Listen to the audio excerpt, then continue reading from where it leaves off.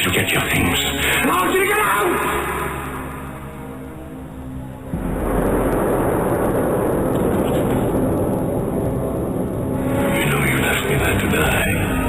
I'm gonna make you pay for what you were trying to do to me.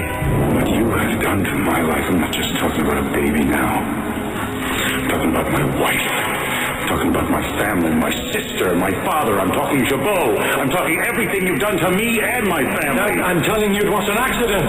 The last thing I wanted to happen is for me to be responsible for the loss of your child. All I know is my son is dead. You are a user. You, Jack Abbott, are fired. You don't begin to understand the power of Victor Newman. I touch you! One way or another, you're leaving this building.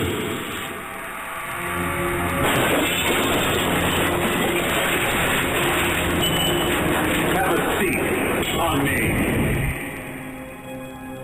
Nexxlegacy Radio has someone that I have watched basically ever since I can remember, childhood, family, growing up watching you over the years, and it is an honor and a privilege to have Mr. Eric Braeden on Nexxlegacy Radio with myself, and of course we're brought to the world by ericbraeden.com, where you can be able to take a look at all the information that is Eric Braeden, and I appreciate you for calling me and calling into the show, sir.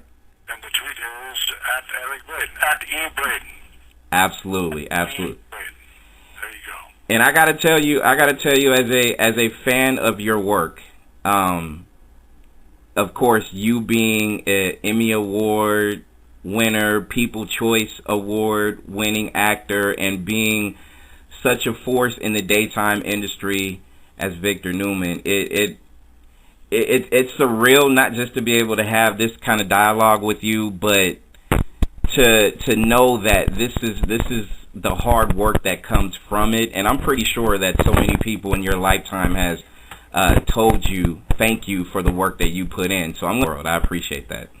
Well, thank you, Charles. It's very kind of you. I appreciate that too. Well, I've done it all from film to nighttime television to Broadway to theater, and I would say that this is the hardest medium because you do it day in, day out, and there's always, every day is a little different. And it is indeed, I think, the hardest working medium for an actor, certainly. I would say that on nighttime television or film, the crews, usually on nighttime television, the crews work very hard. The crews work hard everywhere. But for actors per se, I would think that our medium is the most difficult. I saw this. You learn anywhere between 10 and I've done as many as 60 pages in one day. Right. And so you need to learn that, commit that to memory. And that's just, plain sitting down and working. And then you obviously get out on stage and perform it. But I would say for an actor it's the most concentrated way of working, and therefore I think also the hardest way of working. If you have any difficulty memorizing lines, then you're up shit creek. So otherwise it's I love that kind of pressure. I need that kind of pressure. And other actors, obviously my colleagues who have been doing it for many years, Melody Thomas Scott, who plays Nicky, for example, or Peter Bergman and all that, they learn things, they have a facility to learn. Melody very quickly, Heather Tom, who used to play Victoria, very quick. Mm-hmm. Most everyone that works with me, I think, I don't know what their memorization patterns are. Some of us learn it on the day of, some of us the day before, it depends. But it is, you comes to the nose to grindstone, no question about it. Have you ever, growing up to do what you've done and continue to do for so long, was this something that you've always had inside you, or did it develop later on during your adolescence? Yeah, good question. I think the first signs of it were in high school when I was often asked to recite poetry or do monologues of classic plays and all that, which we had to do in German high school. I was always good at that. I don't know why. I have no idea why. There certainly was no precedence of it in my family, not that I know of. My father was mayor of the town I grew up in, so he was used to public speaking, but it's yeah, there were early signs of that, I would say, but I was never really conscious of that turning into what I'm doing now, you know. What's been the biggest drive for you as you continue to do this for so long? You know, I know the challenge of acting and just not just learning your lines and doing it to the best of your ability, but you know, just the different changes throughout the years, the decades, I guess you can say. What's been some of the biggest surprises as far as the elevation of your career, and what's been some of the biggest struggles that you've had? Well, it's let me put it in context. There are 150,000 registered actors in Los Angeles, in Hollywood. 150,000. 1%, 1,500, make a living. Wow. Of that 1%, a smaller percentage makes a good living. So it is an absolute cutthroat business. To sustain a career as long as I have since 1962, you must remember that I did a lot of nighttime and probably guest starred on more nighttime television series than practically anyone in the business. Yes. And films and theater. The longest I've ever been unemployed since 1962 was 3 months. Wow. So been very lucky, very fortunate, but also very, very driven. And that comes from the world of sports.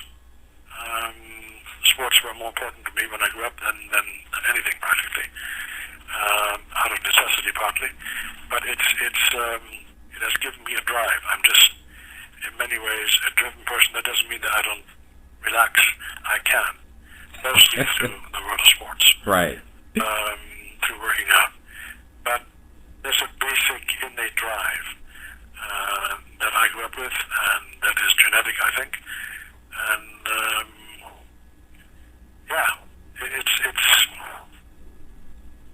it's a very good question. In other words, where does pure luck come in, and where does hard work come in? Right. I think you mostly create your own luck, I think.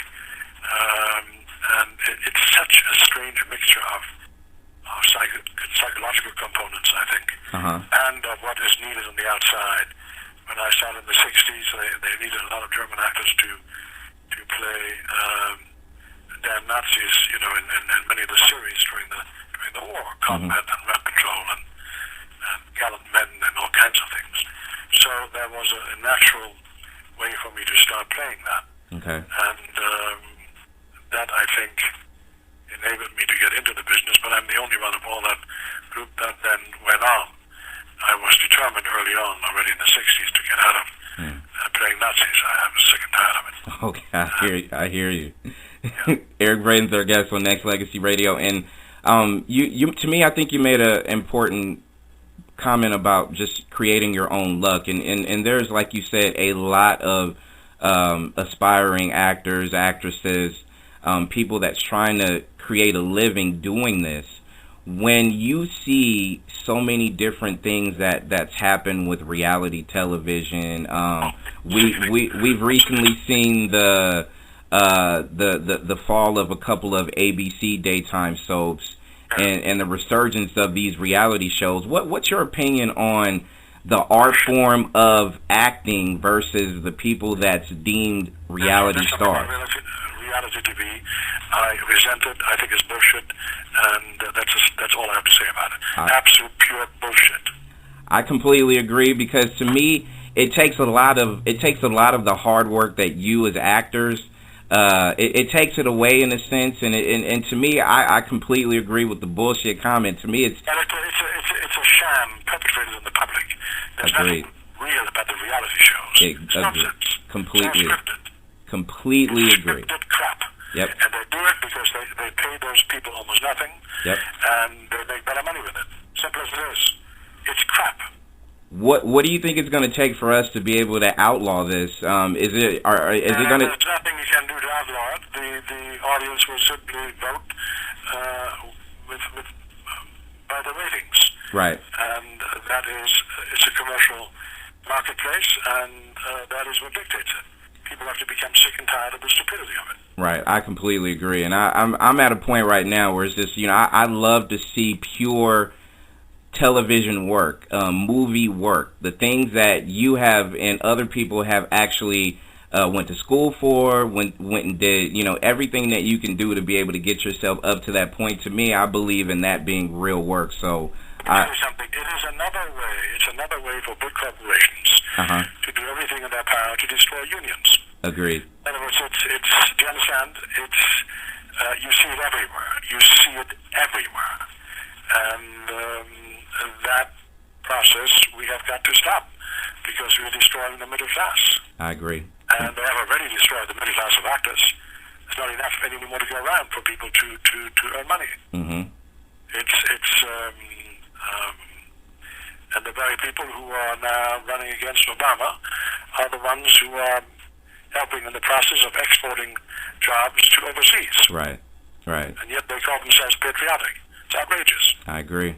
Outrageous. See, and this right here, people Yep, and this right here, people, is, you are getting a wealth of information and opinions from one of the best to ever do it. So I feel like Mr. Braeden's his comments are valid, and a point where I hear so many comments, Eric, about the fact that we want, especially situation comedies and everything in general. A lot of people are just we want that type of vibe where we can be able to see good TV.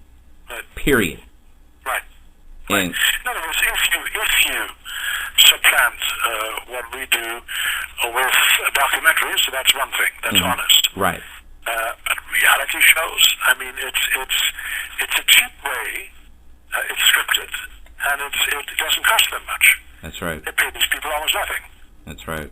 That's why they're doing it. Yeah, well, we don't want to see any of that. We want to focus on everything that is, not just Eric Braeden, but just the good, fine art. Because I always feel like as an actor, you're painting a picture every single time that we see you on television. So I look at it that way. It's it's not Picasso, and you're not using brushstrokes, but you are using your mental skill and your outward acting as far as how your portrayal of an artist. And I know your role as Victor Newman, it's a role that a lot of people love to hate in a sense because of the power that man has and the accomplishments and the acting that you put out there. I gotta commend you, man. It's good to be able to see real acting from a real actor. So again, I'm not trying to put you high up there on the soapbox, Eric, but I gotta put you up there. I love it. I love it. So I think it is a continuation of the process that started with Ronald Reagan, and that is to slowly decimate all the unions in the country. Yeah. And it's a very dangerous process. We are slowly creating a plutocracy, meaning the few who will run the rest, and the middle class is slowly but surely being eviscerated and deballed, and not enough jobs to go around. So we have to stop this process, and next November we have a chance to stop that process. Exactly, I agree. But what is more important, actually, than the president, it's very important, of course, but what is more important as to who we vote into Congress. Right. And you're pro-Obama, right? Of course. Okay. How can you possibly be for a party that makes it its program? That's right. Its program to make sure that this president has a one-term presidency. I completely agree. How can you possibly vote for a party whose main focus is that? Yep. Under all circumstances, be obstructionist with this president and don't allow him to succeed. How can I possibly be for that party? And Eric, you know what's funny is during his first term, it has been so blatantly obvious by the actions of the other party that yes. McConnell said it. Yes. He said, we will make sure that this is a one-term president. That's what we are here for. And to me, that is just as shameful as the other. Did you take a look at any of the debates that went on, vice president debate and the presidential debate? Yeah, the only I must say, I do blame Obama for a lackluster performance in the first debate. But I've always, to be frank with you, ever since I once had contact with John Kerry when he ran, I said, you've got to get in the trenches and hit him between the eyes. You've got to be strong. You've got to be tough. Get dirty. Get down there and fight them. And his answer was, well, sometimes one needs to remain above the fray. I said, you're making a terrible mistake if you do that. You do not need to remain. When they started the whole bullshit about the SWIFT veterans, what was that all about? It was financed by some right-wingers, and he should have divulged that to the public, should have gone very hard against them. And it's amazing how reluctant Democrats are to take their gloves off and to fight hard. It's amazing. That seems to be the purview of the Republican Party. Yeah. And the right-wing part of the Republican Party. Right. Because I remember the Republican Party when they still were making compromises. You know, when Ronald Reagan and Tip O'Neill would sit together and bullshit and have a nice chat and make compromises about certain issues. Right. But people reached across the aisle. With this ideologically, hermetically sealed off right-wing Tea Party syndrome in Congress, nothing gets done. Exactly. Nothing gets done. Exactly. Everything is being put down. It's outrageous. Furthermore, we have a philosophical disagreement, I at least do, with what the Republicans put forward. I think right now we need to do what Obama suggested, namely when you are in an economic crisis, you need stimulus from the government. You need to employ people. You need to rebuild infrastructure. We need to encourage the green industry, etc., etc. In other words, we need to make sure that we employ in public works programs, etc., those who are unemployed. Agreed. And that's not being done. Instead, what the other side wants is to reduce taxes further. And, if people suffer from hunger or whatever, so be it. They don't care. Right. I mean, look at Obamacare. There was an article yesterday in the New York Times how Obamacare would have helped someone who was a friend of the columnist Christoph. Exactly. And who went to Harvard, and comes from Oregon. And he has prostate cancer. And he was not able to buy insurance when he contracted it, the terrible disease. And he's now on his deathbed, apparently. And Obamacare allowed people to, access insurance more cheaply, more reasonably, and that is what should be the case. All civilized countries have. I think government is responsible for two things. That is for medical insurance, and that's for education. No two ways about that. Right. For regulation. And for regulation. Agreed.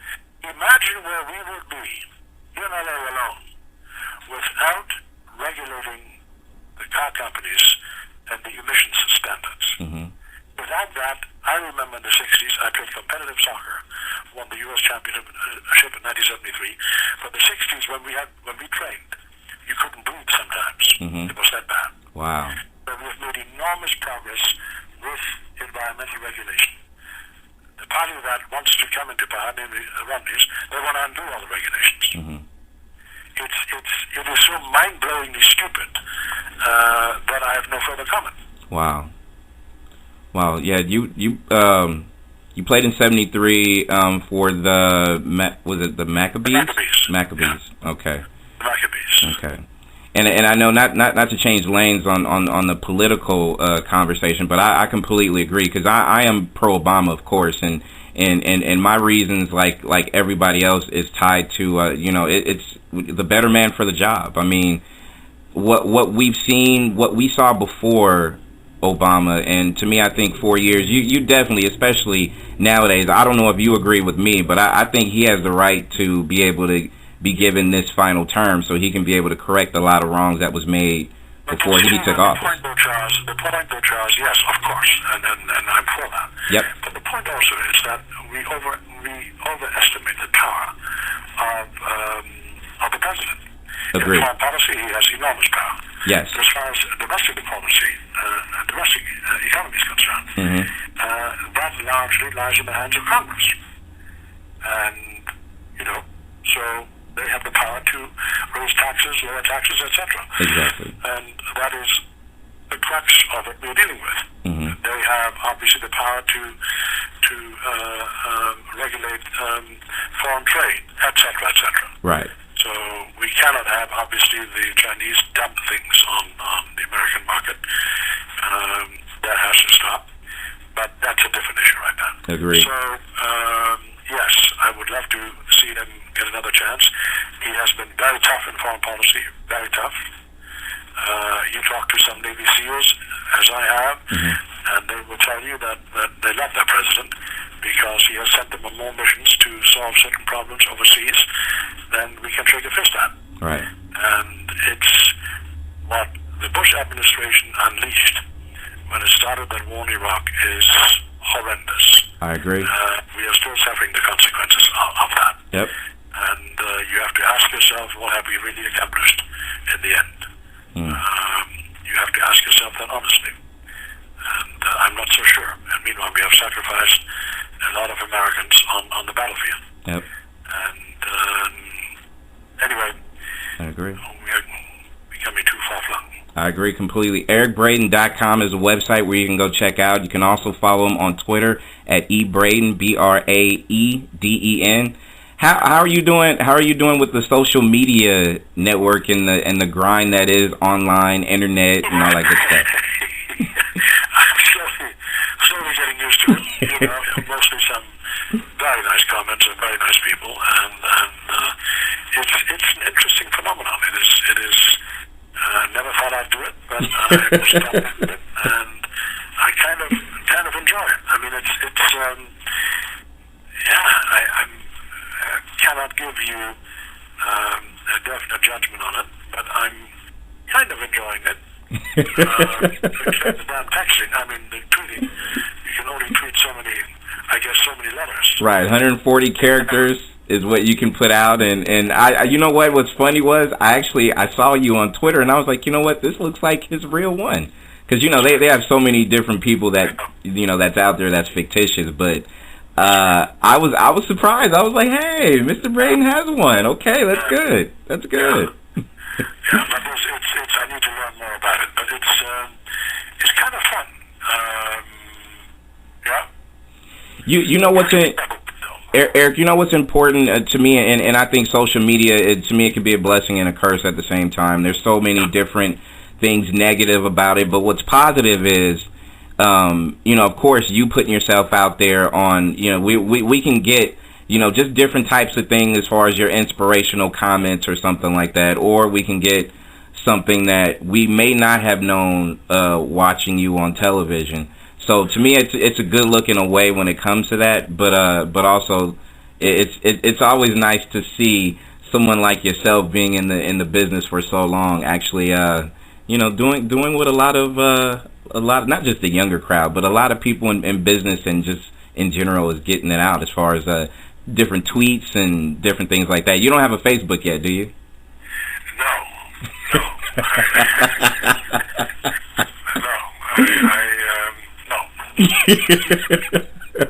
don't know where I want to get. I find myself right now every so often looking at the damn thing and tweeting. And because there's some tweets you get that are, very well meant, very nice people writing in. Right. And so you feel obligated to respond, Well. So on the weekend, of course, it was about football. There you go. And I know you're a sports guy because I know, like you said, you're a former pro soccer player, and you won the 72-73 U.S. championship. So what other sports are you into besides soccer? I grew up in Germany. I won the youth championship in discus and javelin and shot put. Oh, very cool. With my team, right? And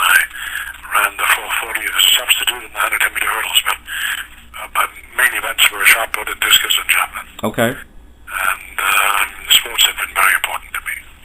And then I've been working out for years in the ghettos of LA, 70th and Hoover and 108th and Broadway, in boxing, and for many years. And then I do Olympic lifting, Okay. clean and jerks and deadlifts and things like that. So I need to do something every day. Very good. Very good. Yeah.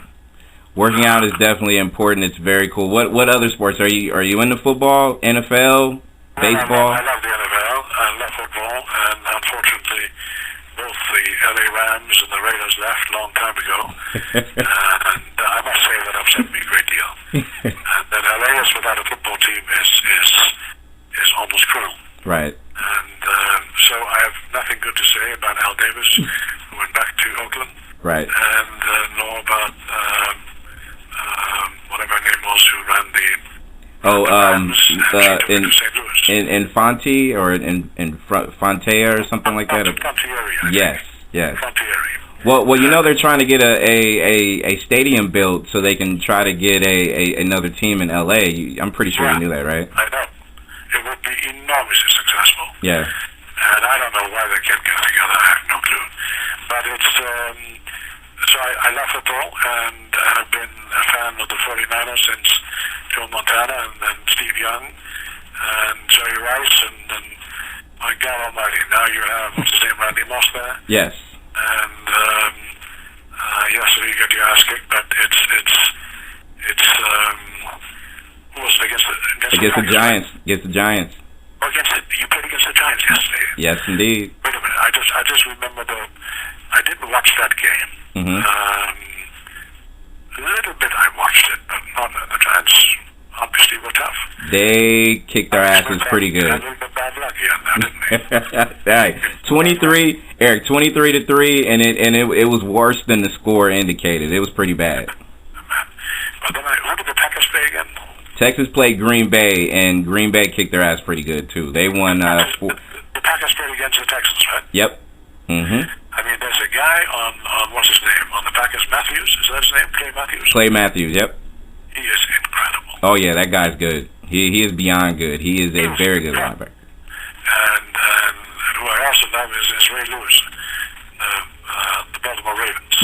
Yep. They barely beat the Cowboys, and it looks like Ray Lewis might be out for a while with a partial tear of his tricep. So we'll stay tuned on that one. Yeah, but it's partial tear of the tricep. I wonder how that happened. Yeah. Tricep, I want to understand more, but tricep, I wonder how that happened. Yeah, those you know what, and those torn triceps, it boggles my mind. Like you said, how does that happen? I have no idea, but I hear it's a painful. When I say painful, it's probably an understatement. Oh man. Yeah. Anyway, I think football is. I did a film with Jim Brown, many moons ago, in the late '60s, I think, called 100 Rifles. Mm-hmm. And Jim had just retired from the Cleveland Browns. What an athlete! Yeah. My God Almighty.